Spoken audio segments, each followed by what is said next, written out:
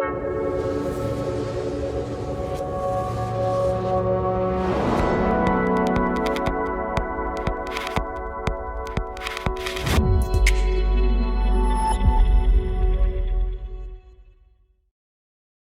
veut répondre à cette première question? Qu'est-ce qui peut motiver en fait un projet WMS dans une entreprise? Mais je vais commencer comme ça va lancer la discussion. Donc, pourquoi on doit mettre en place un WMS?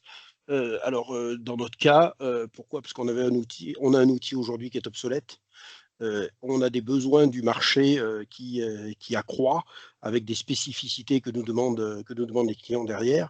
Et le dernier phénomène, c'est aussi le personnel que l'on reçoit maintenant. Il nous faut des outils qui soient ergonomiques, faciles à comprendre et faciles d'exploitation.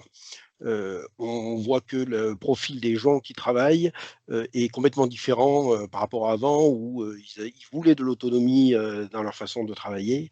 On s'aperçoit qu'ils veulent beaucoup moins d'autonomie, donc il faut qu'on les guide un peu plus que ce qui était fait jusqu'à présent. Dans notre cas, l'outil date de 1999, donc ce n'était pas un WMS à l'époque. C'était un ERP. Dans notre ERP, on avait fait quelque chose d'amélioré. Il est temps qu'on change et qu'on se mette au goût du jour pour répondre à la demande de nos clients. En D'accord. 3 mots, voilà. Est-ce qu'il y a d'autres raisons qui peuvent motiver le passage à un WMS, c'est-à-dire un outil Ouais. structuré pour gérer l'entrepôt?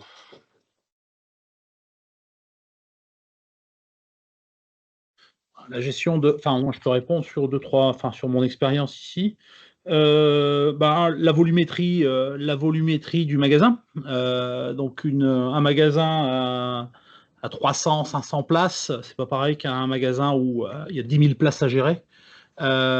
Pour des raisons évidentes de localisation, de gestion des emplacements, qui est beaucoup plus aisé avec un WMS. Deuxième raison, c'est en fonction des types je dirais, de matières qu'on manipule, au type de produits inflammables, toxiques, on a besoin d'avoir un outil qui permette de gérer des emplacements spécifiques, locaux. Besoin d'améliorer tout ce qui est inventaire, l'accuracy des stocks. Donc le WMS nous aide beaucoup sur comment voir et s'assurer de l'exactitude des stocks, permettre donc de pouvoir nous aider à faire des stocks. Et voilà. Et un autre point que j'ai oublié, qui est important, c'est pas grave, ça me reviendra. D'accord. Tout ce qui est peut-être mesure de productivité, Oui, productivité, réduction des lead time de transport dans le magasin, parce que chercher une palette, voilà, ça permet, le WMS va permettre aussi des optimisations de flux, à savoir, comme ça dépend comment est localisé, et comment est bâti le magasin, mais je me souviens à Pfizer, voilà, on avait mis des palettes à forte rotation, et ça c'est le WMS qui nous avait sorti les données. Les plus fortes rotations, on les avait mis plus proches des ateliers ou dans des endroits qui nous permettaient de gagner du temps au niveau des caristes et au niveau des transports de palettes. Et WMS également nous dans la pharma c'est peut-être plus spécifique, mais tout ce qui est statut qualité, je vois par rapport à un SAP que j'ai ici et par rapport à un WMS que j'avais chez Pfizer, on avait la possibilité de mettre en place des statuts qualité à la palette et même au contenant. Alors qu'ici, bon, on met en statut qualité des quantités. On n'a pas un besoin ici à Recordati pour ça, mais on avait cette finesse au niveau, je dirais, du statut qualité de la palette qui permettait de pouvoir libérer certaines parties du lot ou certains contenants et d'avoir la facilité. Ça nous a sorti de problématiques de production assez facilement. Donc ça, c'était un point important qu'il y avait dans le WMS que j'ai connu en tout cas. bien, à partir du moment où on a identifié le besoin de mettre en place un WMS, quelle est la première étape, par laquelle vous commencez? Est-ce que c'est d'écrire un cahier des charges, pour lancer un appel d'offres? Qui pourrait nous parler de cette étape? Et ce qu'on a fait en premier, c'est écrire un cahier des charges, donc réécrire un cahier des charges, parce que comme je vous l'ai dit, apparemment, nous, c'était assez vieux, notre outil était assez vieux, donc on a réécrit quelque chose pour bien décrire nos process, pour bien décrire notre besoin, pour estimer aussi de quoi on a besoin et qu'on fait difficilement aujourd'hui. Donc c'est la première étape, c'est de bien comprendre ces flux, de bien voir ce qu'on veut faire, bien l'adapter à la configuration de notre entrepôt, parce que si on ne veut pas changer la configuration de l'entrepôt en même temps, il faut bien adapter notre demande par rapport à ça, hein, parce que c'est pas la peine de dire je veux un truc hyper sophistiqué, mais la configuration de l'entrepôt ne le permet pas. Donc on a travaillé sur tout ça. Après, qu'est-ce qu'on a fait? On a identifié des acteurs. Alors, comment on identifie des acteurs? On les identifie par rapport à de la lecture, à des salons, à des contacts qu'on peut avoir avec d'autres entreprises, hein, qu'on connaît, des confrères qui vont nous dire sur quel outil ils travaillent et pourquoi ils ont fait ça. Ça aussi, ça aide énormément dans le choix des différents prestataires à interroger. Et après, nous, on fait partie d'un groupe qui est en Espagne et au Mexique. Donc, après, il fallait sécuriser l'acteur. Est-ce que cet acteur est reconnu? Est-ce que cet acteur a toutes les sécurités nécessaires par rapport aux informations? Parce que ça aussi, c'est important. Et après, derrière, se dire, oui, on peut dire cela, ils répondent aux cases.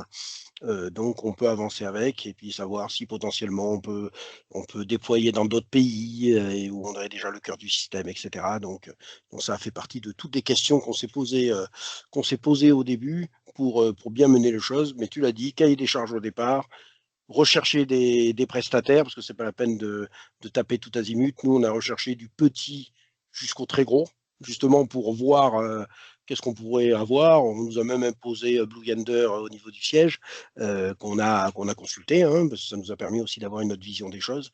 Et quand on a toute cette vision globale, ça nous permet de voir les avantages, les inconvénients de chacun et de benchmarker les possibilités que chacun a. Et bien sûr, avec l'aspect tarifaire.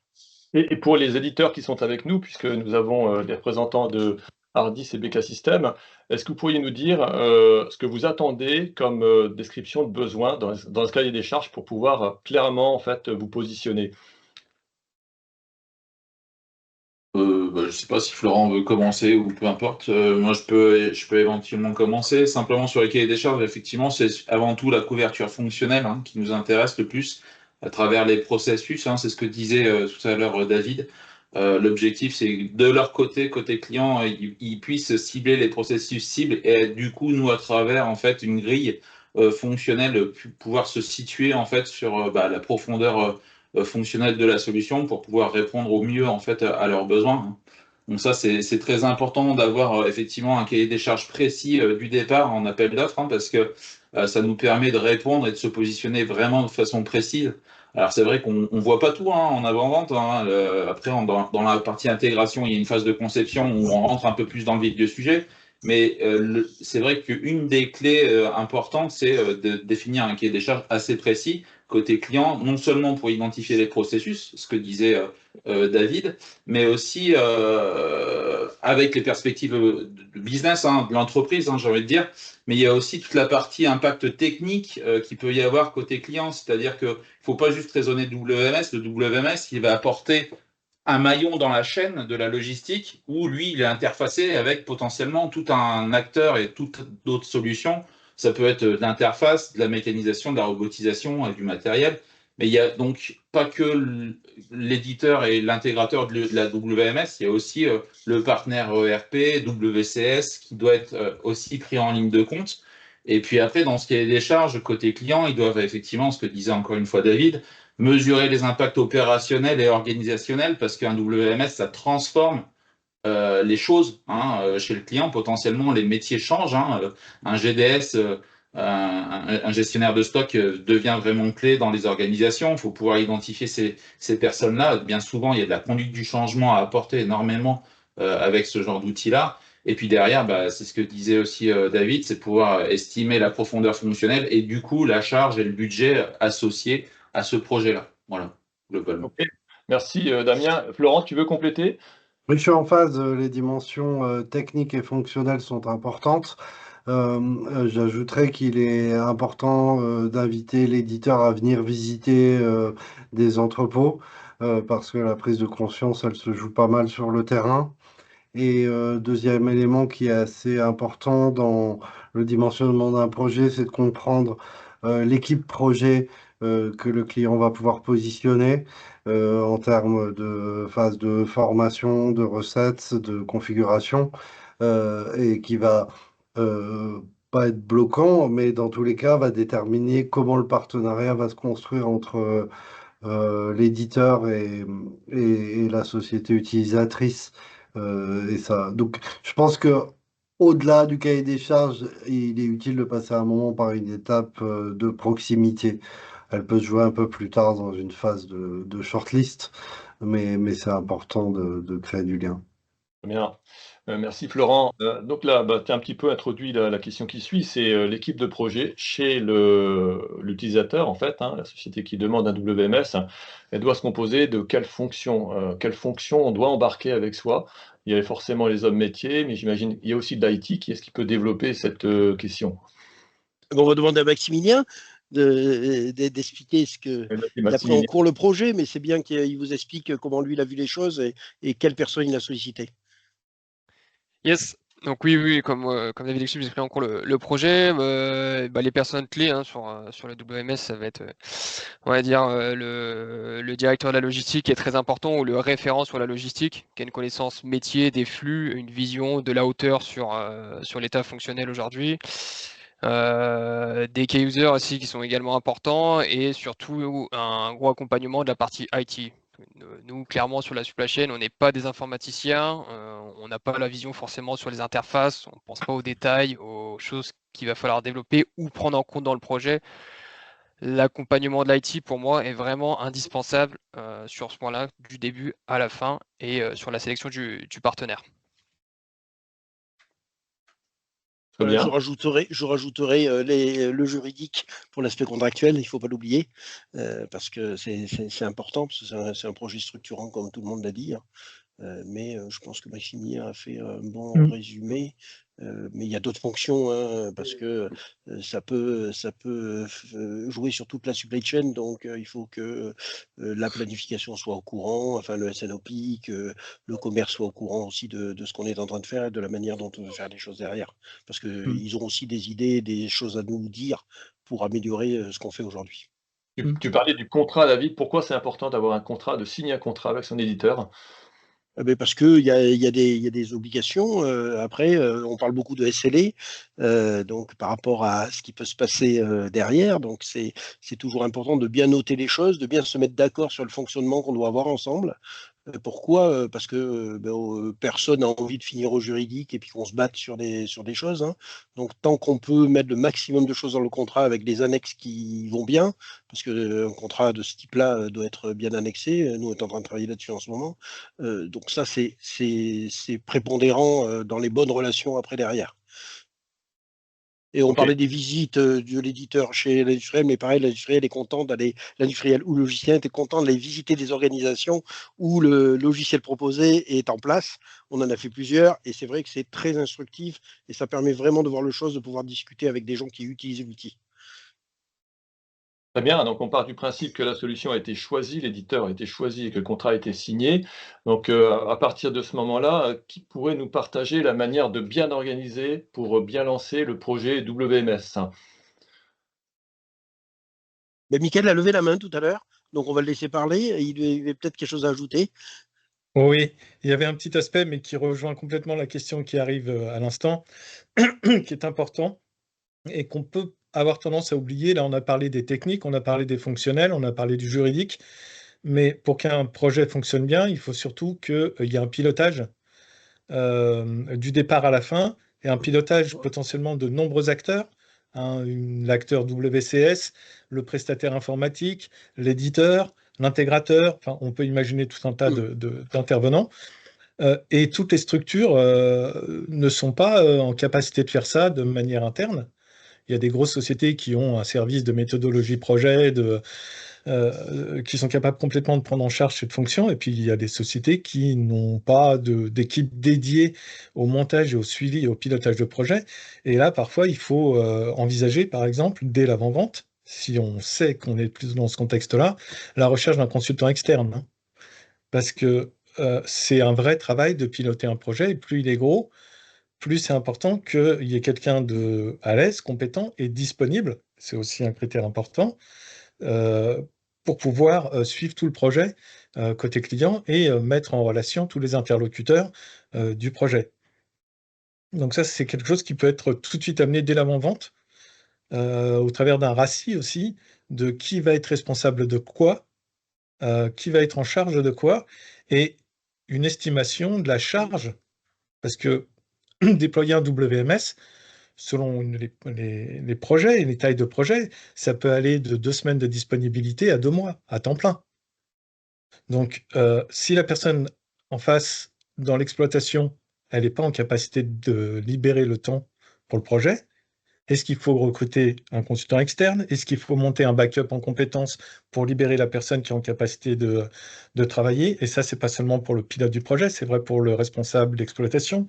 S'il y a des interfaces à développer, c'est vrai aussi si ça se fait en interne pour le chef de projet technique. Donc effectivement, il y a tout cet aspect-là aussi qu'il faut bien penser à prendre en compte dès l'avant-vente. Très bien, ouais, tu fais bien d'insister, hein, sur, la disponibilité, et la composition de cette équipe de projet. Est-ce que, tu veux continuer sur, les principales phases de mise en œuvre d'un WMS avant de parler des différentes étapes clés de la réussite d'un projet WMS? Alors, grosse maille, je vais plutôt partir comme ça. Moi, j'identifiais en gros 5 phases dans un projet, hein. La première phase, au-delà de l'avant-vente, donc une fois qu'on est rentré dans le projet, on va avoir une phase de lancement qui va être enfin, toutes les phases vont être importantes, mais ça va être la première, donc la plus importante.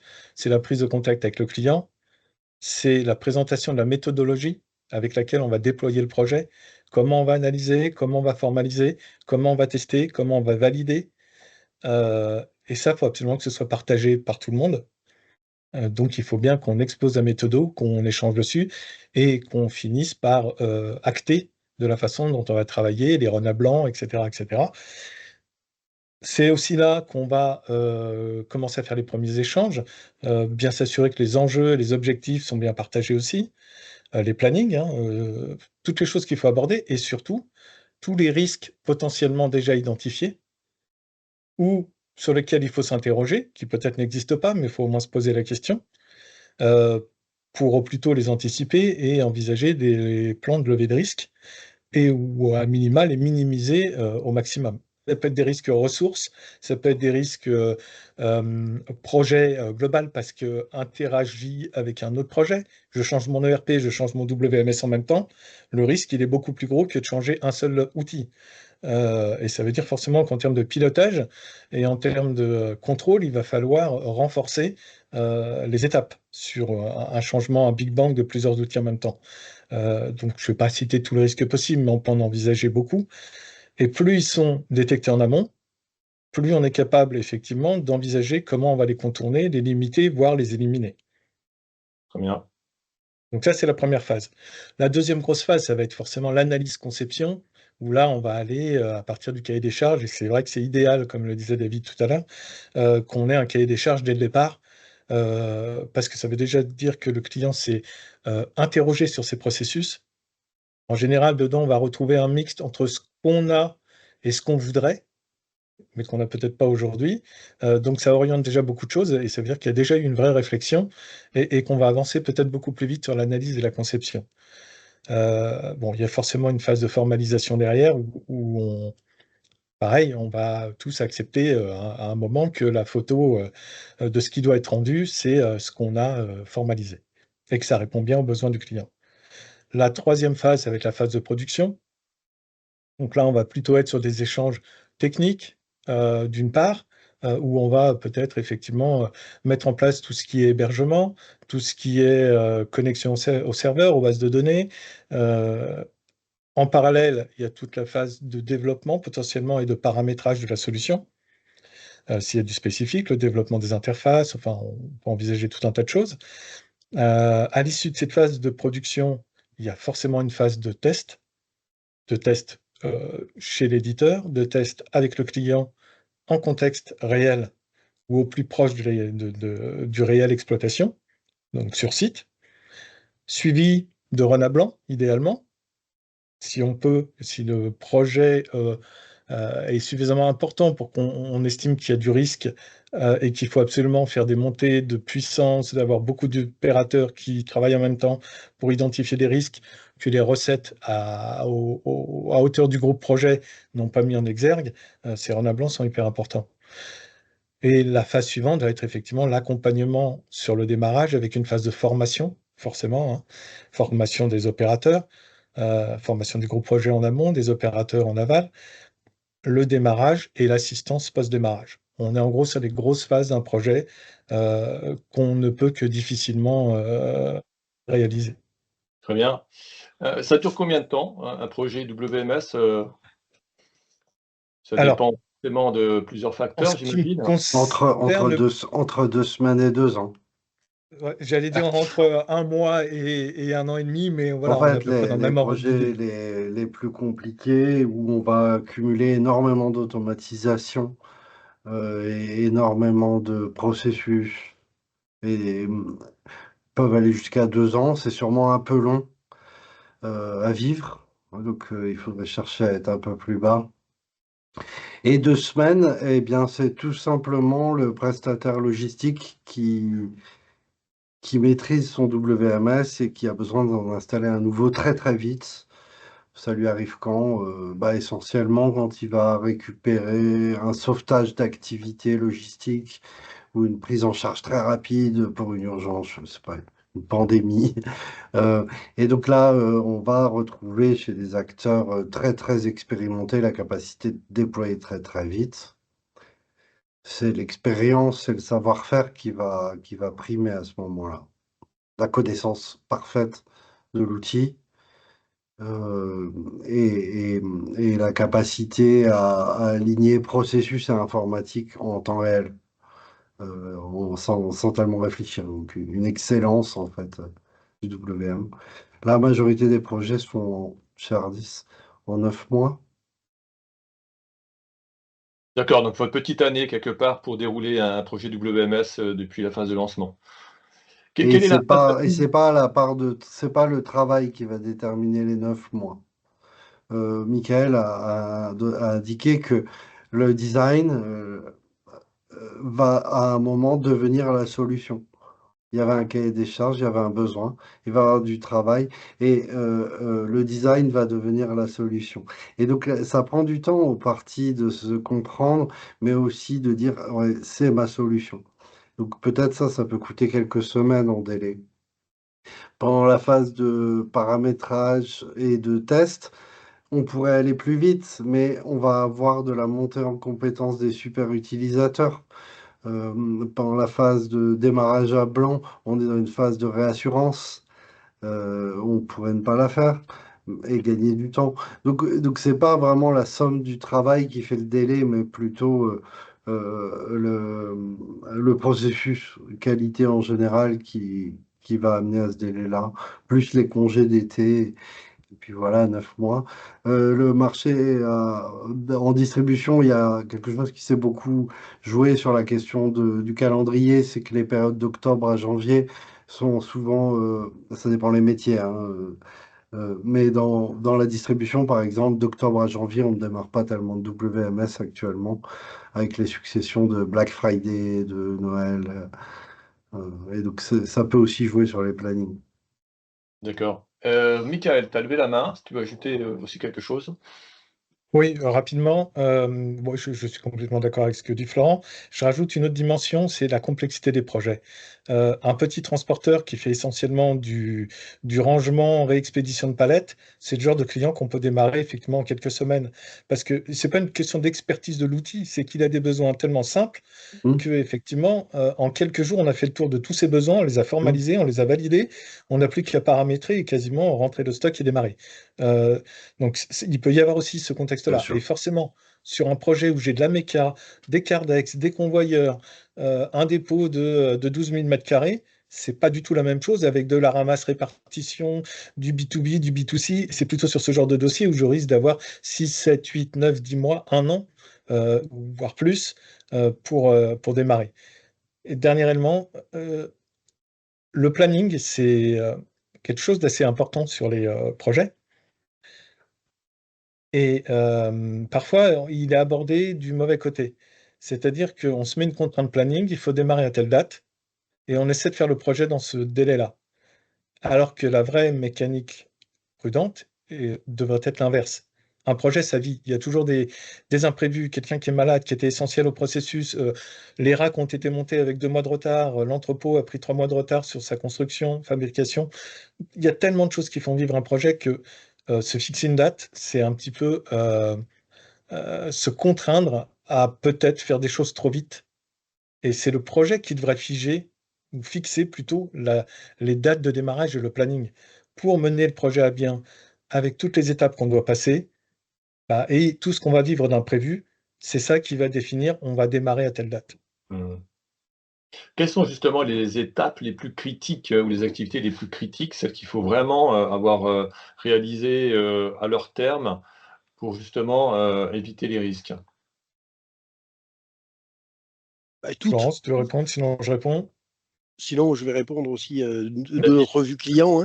Tu nous parlais de Toutes l'expérience. sont importantes. On n'a pas précisé une chose. Le feeling avec les acteurs que l'on a en face est aussi prépondérant. Parce que quand on discute, on voit des gens qui tiltent à nos questions, ou eux aussi nous testent. On se teste mutuellement par rapport à la compréhension, la bonne compréhension de notre besoin. Ça, c'est pour moi, ça c'est un critère qu'il ne faut pas négliger. On n'achète pas quelque chose assis dans un bureau, on achète quelque chose, et comme le disait Florent tout à l'heure, c'est des visites, c'est des échanges présentiels, hein, on ne fait pas ça par des visios et puis par des réunions sans avoir avancé. Il faut vraiment pas. Mais pour moi, toutes les étapes sont importantes parce que si on en tu le dis, Michael, si il y en a une qu'on ne fait pas bien, bien, ça va reculer le projet, hein, parce qu'on va se reposer X questions tout au long des choses. Donc, ça va reculer. Et pour moi, toutes les étapes sont différentes. Il ne faut pas se tromper d'interlocuteur pendant les différentes étapes, parce qu'il faut vraiment mobiliser tous les gens qu'il faut pour pouvoir avancer là-dessus. Merci David. Emmanuel? Ouais. Moi, j'ajouterais, il y a un point qui a été mentionné et qui, pour moi, est critique pour tout projet, pas simplement pour un WMS, c'est l'analyse de risque du départ. Savoir identifier les criticalités, les criticités, et mettre en face, on va dire, le bon plan de test et la qualification et la validation. Je pense que, pour moi, ça, c'est essentiel. On a identifié les risques, et derrière, on a mis les tests qui vont bien, et on les a déployés, et on a su corriger les anomalies à temps avant le go live. Au moins, je vois ces 2 points très importants qui sont voilà, qui peuvent être des risques de faire rater le projet, quoi. Si on parle des risques justement, parmi donc les éditeurs, hein, parce que vous avez plusieurs plusieurs expériences dans ce domaine-là. Est-ce qu'il y a des projets qui ne marchent pas et pour quelles raisons? J'en ai un, enfin moi j'ai celui puisque je l'ai vécu. Quelqu'un disait tout à l'heure, quand on met un WMS, ça dépend des contextes, mais en général, on a d'autres systèmes autour. Donc d'autres systèmes comme un ERP, un LIMS, enfin différents types d'outils qui vont aller chercher des informations. Pour moi, la criticalité et la criticité, c'est les interfaces. Si l'interface n'est pas validée, elle n'est pas robuste, ça crée un bazar, enfin, ça peut créer je dirais des conséquences dramatiques, surtout quand on fait des productions de masse, à savoir écart de stock ou des données qui ne sont pas remontées. Et là, on se retrouve vraiment avec une réaction en chaîne en termes de problèmes au niveau de la production. On a les matières, on n'a pas les matières, encore qu'on les a, encore qu'on ne les a pas. Donc, on est obligé de remettre à plat, de refaire des inventaires et de redémarrer. Donc, pour moi, il y a l'aspect interface, dans un contexte de système d'information qui communiquent entre eux, qui est vraiment le point critique sur le démarrage de ce type d'outil. C'est effectivement un point de vigilance important. Les éditeurs WMS doivent apporter des solutions de comparateur, c'est-à-dire qu'il faut comparer les stocks à minima une fois par jour entre les systèmes. Et si les stocks divergeaient, c'est qu'il y a une fuite dans les interfaces. Et donc, c'est un risque. Si le projet est bien mené, on arrive vraiment à mitiger ce risque. À mon sens, le plus gros risque en WMS, c'est le design, le mauvais design. 90% des projets WMS qu'on réalise chez Hardis se font en cycle en V, c'est-à-dire qu'on fait vraiment design, réalisation, test, démarrage. Donc j'exclus le cas des projets agiles, qui est autre chose. Mais dans le cas d'un projet en V, on va avoir un design qui va décrire la solution. Et il y a un risque ici qui est un peu dur à matérialiser, c'est que le design ne fonctionne pas. C'est-à-dire que logistiquement, le design ne correspond pas au processus sur le terrain. Ça vient dans deux cas majoritairement. Les entrepôts qui n'existent pas. Donc on fait un design d'une activité qui n'existe pas et on va l'inventer avec le WMS. Et donc là, on peut avoir des designs, bon, des dessins logistiques qui ne sont pas convaincants, par exemple avec des bottlenecks ou des problèmes de productivité sur telle ou telle tâche, ou le logisticien en tête qui va faire du 100 prises heure et le design qui a été fait va l'amener plutôt à 70. Donc là, il va avoir un problème de productivité. Donc ça, c'est les nouveaux sites. Il y a un risque autour du design de nouveaux sites. Et il y a un deuxième risque classique en design, c'est je vais profiter de mon changement de WMS pour réinventer mes processus. C'est bien, pourquoi pas? Attention, il faut que le design soit bon. Donc, l'attention que va apporter l'éditeur et le logisticien, donc vraiment directeur logistique, key user, à la compréhension du document de design est vraiment majeur. Ce que je préconise aux consultants, c'est de pouvoir rêver l'entrepôt avant de le faire. C'est-à-dire, une fois qu'ils l'ont designé, ils doivent le comprendre intégralement. Et ils doivent pouvoir inventer le film qui va avec et se dire, bah non, là, physiquement, ça va pas aller, il n'y a pas assez de mètres carrés ou que sais-je. On va pas pouvoir mettre 40 camions à la même heure. Mais c'est bien de logistique dont on parle. Mais tu as la possibilité, de simuler, justement, le fonctionnement, de l'entrepôt à partir du design?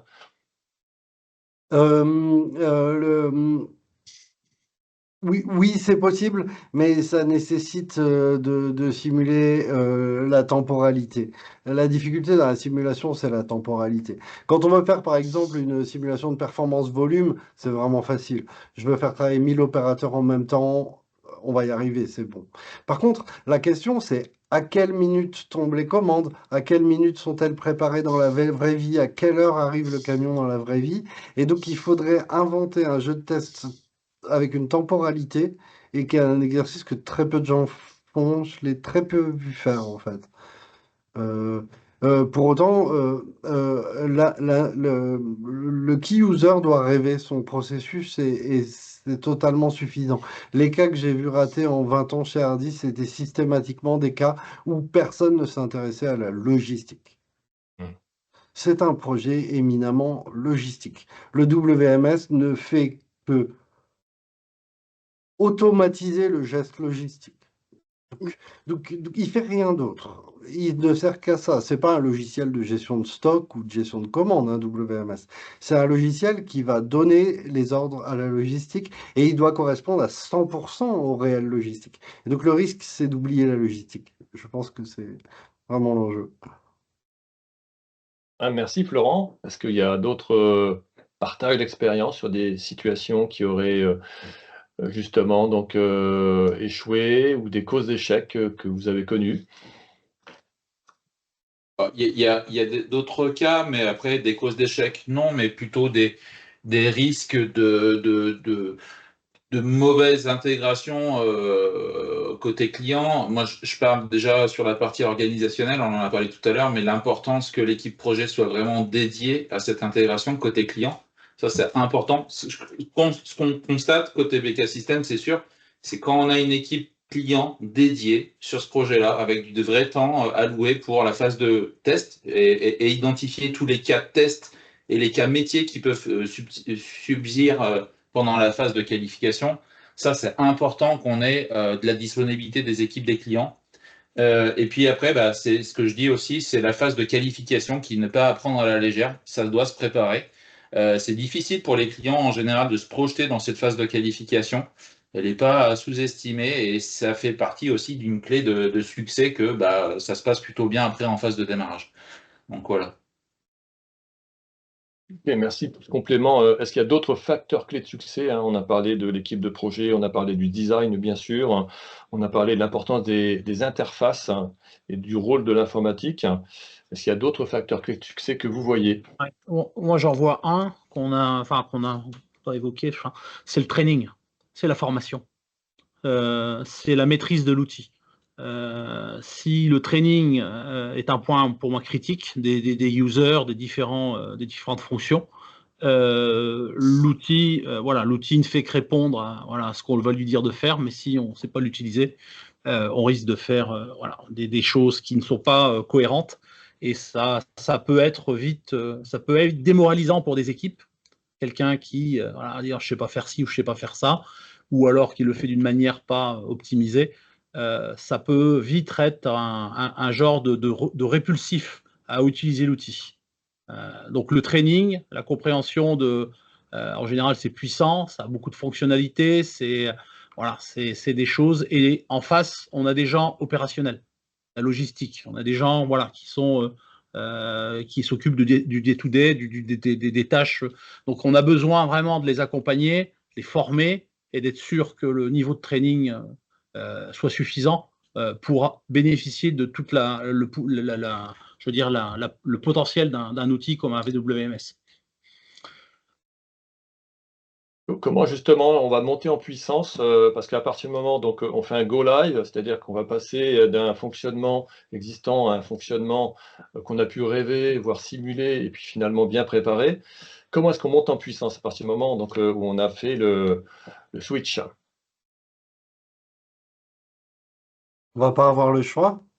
Le WMS, il faut qu'il passe tous ces processus dès le jour J, sauf si on a réussi à définir un processus de go live échelonné. Donc il y a des entreprises qui arrivent à démarrer une seule allée, une seule famille d'articles, un seul dépôt. Très bien, si on arrive à démarrer quelque chose de limité, on va limiter le risque. Néanmoins, dans la majorité des cas, tous les processus fonctionnent, puisque l'entrepôt n'a pas 10 000 processus non plus. On va réceptionner, stocker les différents modes de prep, expédier. Et donc, l'enjeu, il est il est dans la formation. Il est dans la simplicité également, hein. L'objectif d'un WMS, c'est de ne pas avoir à former les utilisateurs finaux, le terrain. On a des turnovers dans les entreprises logistiques qui peuvent être quotidiens, hein, pour les plus massifs. Et donc, le WMS ne doit pas nécessiter de formation pour les utilisateurs finaux. Par contre, je rejoins vraiment Emmanuel sur le sujet de la formation des super utilisateurs, où là, on a besoin d'une montée en compétences forte, et l'éditeur, s'il le peut, doit apporter des outils pour aider à cette montée en compétences. Et la formation se passe toujours sur le terrain ou vous-même vous avez des centres de formation pour certaines Peut-être je parties? laisse mon confrère répondre, j'ai beaucoup pris la parole. On fait l'inverse des débats. Comment vous organisez la Alors, formation?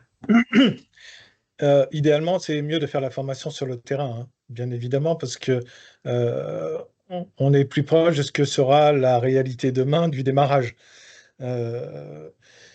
Après, il y a deux formations. Je vais d'abord revenir juste sur un petit point. Je suis d'accord avec tout ce qui s'est dit sur la formation, c'est hyper important.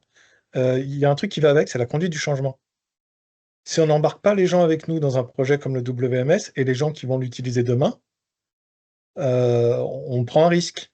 On prend un risque d'une levée de bouclier, ça dépend d'où on part et où on va, mais si on part de Excel pour passer à du vocal, il y a quand même un certain nombre d'étapes où si on n'accompagne pas les gens à leur expliquer ce qu'ils vont faire demain, comment ça va se passer, qu'il n'y a pas des gens qui vont leur crier des ordres dans les oreilles, que c'est plutôt cool et que ça sera bien, et surtout les impliquer dans les phases de conception, effectivement, on peut vite se retrouver dans des situations d'échec de démarrage.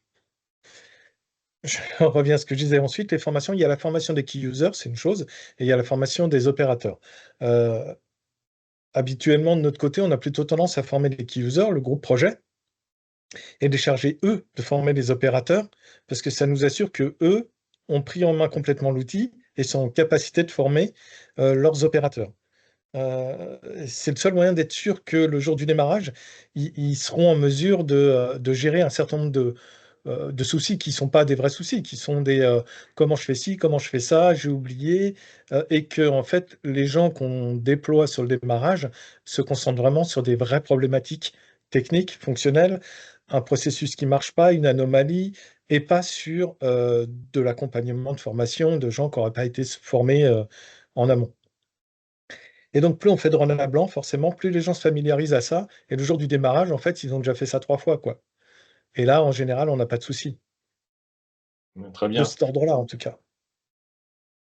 Ok, merci Michael. Est-ce qu'il y a des questions parmi les praticiens, notamment qui nous écoutent, que ce soit chez Aost ou chez d'autres, hein?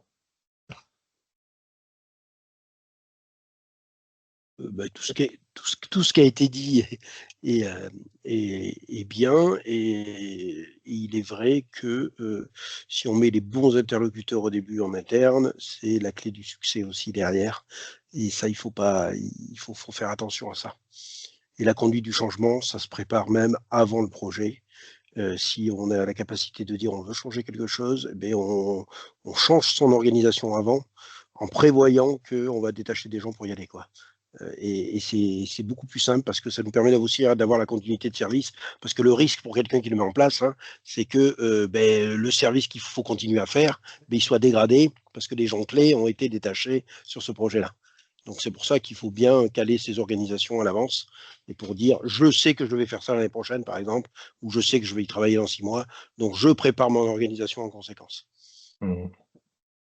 Si on veut parler de retour sur investissement, un WMS, d'après vos calculs, coûte combien? C'est quoi l'ordre de prix? Et puis, il faut combien de temps pour amortir cet investissement? Ouais, tout dépend où tu commences, ce que tu fais aujourd'hui. C'est comme ceux qui te vendent de la vocale et qui te disent vous allez gagner 30% de productivité, mais qui sont jamais venus chez toi pour voir quelle était ta productivité et quelle était la typologie de tes flux. Donc tu peux gagner 30%, tu peux gagner 5%, tu peux gagner 10%. Si tu veux, il faut faire attention de ne pas vendre n'importe quoi. Moi, je ne vends pas n'importe quoi à ma direction, hein, là-dessus, hein. Je suis persuadé que je vais faire de l'amélioration continue en utilisant un outil de marché. Donc, petit à petit, je vais progresser tous les ans, tous les 6 mois, je vais progresser et je vais amener après un résultat derrière. Mais je ne peux pas promettre pour être sûr de dire j'ai le budget, de dire je vais gagner 20% de productivité. Je ne sais pas. Je ne sais pas quand j'ai pas, parce que vous avez des outils hyper simples qui vous permettent d'être hyper productif et super agile. Après, il faut faire attention à ça. Donc, je laisse les éditeurs parler parce que, bon, moi, personne ne m'a vendu une productivité, tous les contacts que j'ai pris, hein. Je veux dire, c'est se dire, on va vous apprendre à travailler différemment, mais personne ne m'a dit, tu vas gagner 20% de productivité, même en ayant visité l'entrepôt. Parce que c'est difficile à estimer comment on le fait aujourd'hui et qu'est-ce qu'on arrive à avoir aujourd'hui. Le point de Et- départ détermine le ROI.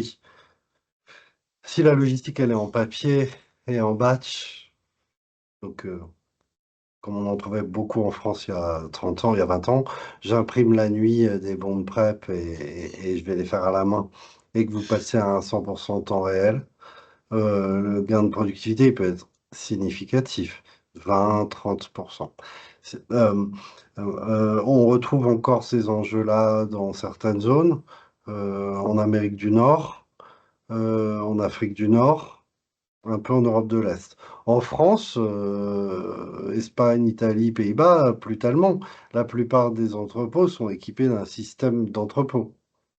Donc, il y a plusieurs sujets. Il y a le sujet, selon moi, le premier sujet, c'est celui que donne David, c'est donner les moyens aux logisticiens de faire de l'amélioration continue. En gros, le WMS doit être évolutif. S'il ne l'est pas, on n'atteint pas les objectifs, puisqu'on est là pour progresser.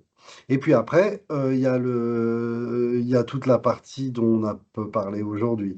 Donc il y a beaucoup de projets WMS qui se font pour cause de l'éditeur n'a pas de politique cyber. Tout à fait. Je change de WM parce que j'ai besoin de cybersécurité. Et le troisième qu'on voit de plus en plus, c'est le passage au SaaS permet d'abandonner la question des OS, Windows, Linux, Oracle, et donc de ne plus dépendre des mises à jour de système, ou en tout cas de ne plus en être responsable du tout. Pourquoi je parle de ça? C'est que les OS ont des durées de vie de plus en plus courtes. Et donc, pour les logisticiens, c'est une sorte de poids. Et donc, il y a peut-être un peu de ROI à la DSI. Tout ça pour dire ça. Il y a Très peut-être bien. un peu de ROI à la DSI. En logistique, on peut faire du ROI grâce à l'amélioration continue. Et si on part de loin ou que l'on va très loin avec l'automatisation, là, il peut y avoir du gain de productivité. Et chez BK System, qu'est-ce que vous avez pu constater à travers la mise en place de vos solutions chez vos clients? Ils font des gains de productivité? Est-ce qu'ils estiment leur ROI? Qu'est-ce qu'ils vous disent? Qu'est-ce Ah, qu'ils ça peut conseillent? être très varié côté, enfin, ce qu'on peut rencontrer sur le terrain. Effectivement, il y a toujours cet enjeu de productivité, hein. Ils ont quand même des cibles de pouvoir augmenter rapidement. Ah, on t'entend plus, Damien. Ouais, il est en Oui, mute. vous Voilà. m'entendez? Ouais. Oui, Ouais. pardon. Oui, je disais, il y a effectivement cet enjeu de productivité, hein, qui revient souvent en front. Après, effectivement, la productivité, elle peut être transverse. Il ne faut pas l'oublier. Le LMS apporte de la qualité aussi. Et donc, on peut avoir des gains sur d'autres services, ce qu'on a évoqué tout à l'heure, hein. Typiquement, en litige, sur des préparations, un WMS permet d'être beaucoup plus précis, d'atteindre des niveaux de qualité plus satisfaisants. En tout cas, l'objectif, c'est de faire ça et derrière, bah, de minimiser des litiges, donc minimiser éventuellement des équipes ADV derrière, enfin des choses comme ça, où il y a vraiment des gains aussi à aller chercher. Voilà. Après, Très bien. Michael peut peut-être compléter sur d'autres choses, mais c'est Oui, tellement j'ajouterais. variant en fonction des typologies de clients que les ROI sont presque à chaque client différent, hein. OK, et à partir de quelle taille d'entreprise vous recommandez d'installer un WMS? Nous, dans la grille de maturité, du référentiel Supply Chain Plus, elle intervient au niveau intermédiaire. Donc on estime que il ne faut pas attendre d'être, à des niveaux avancés, hein, de maturité pour déjà commencer à installer un WMS. Vous, ça part à partir de quelle taille d'entreprise? Quel type, pour quel type d'activité? Bon, alors pour répondre, c'est un éventail encore une fois très large, hein. Nous, on peut aller vraiment sur des tout petits acteurs, avec une dizaine de personnes dans les entrepôts, voire moins des fois. Mais c'est vraiment ponctuel et vraiment extrême. Et d'autre côté, effectivement, on a des tailles, je dirais, entre 20 30 opérateurs, où en général, ils sont sur des solutions type ERP, l'ancienne école, où ils n'ont pas encore franchi le cap d'intégrer un WMS, puisque ça a un coût aussi, hein, un WMS, faut pas se leurrer. Mais voilà, je dirais à peu près par là, en tout cas pour nous. Peut-être que Florent pourra compléter mes propos. Moi, je pense que les logiciels d'entrepôt, il y en a besoin d'un dans tous les entrepôts. Je vois pas trop comment on pourrait faire autrement. Donc maintenant, la question, c'est qu'est-ce qu'on en attend? Euh, voilà. Et tu parlais des solutions en mode SaaS qui sont beaucoup plus faciles, j'imagine aussi à mettre en œuvre, moins coûteuses. Est-ce que justement ça plaide en faveur des petites organisations, pour lesquelles en fait un WMS ne peut être que très intéressant, quoi? Ça favorise en fait la mise en place de ces, solutions, le mode SaaS? Pas nécessairement. Si on prend les solutions SaaS les plus vastes, elles sont composables, elles présentent des centaines d'API et il va falloir les orchestrer. Elles vont avoir beaucoup de configurations, beaucoup de choix et beaucoup de potentiel. Donc on va rester sur le même niveau de complexité au niveau fonctionnel et intégration. Il existe, il est vrai, des solutions qui sont parfois appelées WMS en SaaS, mais qui en fait sont plutôt des logiciels d'expédition, c'est-à-dire qu'ils vont imprimer ou donner sur un terminal un bon de prep et on va pouvoir expédier.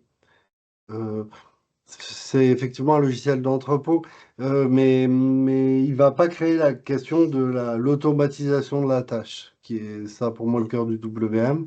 Et à partir du moment où on se dit, on revient à la définition, le WM est un logiciel d'automatisation des tâches, alors je suis totalement en phase avec la réponse de Becca. À partir de 10 personnes, on peut avoir des choses intéressantes Et en dessous, c'est un petit peu compliqué parce qu'il va falloir organiser le travail, organiser les tâches, et ça devient trop dense, quoi, comme projet pour le faire. D'accord. Ok, on arrive à la fin de notre webinaire. S'il y avait une remarque, une question, une recommandation finale pour clôturer ce webinaire. Mais je dirais bien identifier son besoin, bien interroger tous les acteurs potentiels, bien se renseigner à droite à gauche auprès de ses confrères et des sociétés utilisant les outils, parce que Florent l'a dit tout à l'heure, aller chez le client, c'est important. Moi, je l'ai dit déjà une fois, mais aller visiter des installations qui tournent, c'est aussi très important, parce que ça nous permet vraiment de nous mettre en situation. Très bien. Bien, merci à toutes et tous de vos échanges, de ce partage d'expérience. C'était intéressant puisqu'on a à la fois donc eu des partages d'expérience de la part d'éditeurs, mais aussi de praticiens.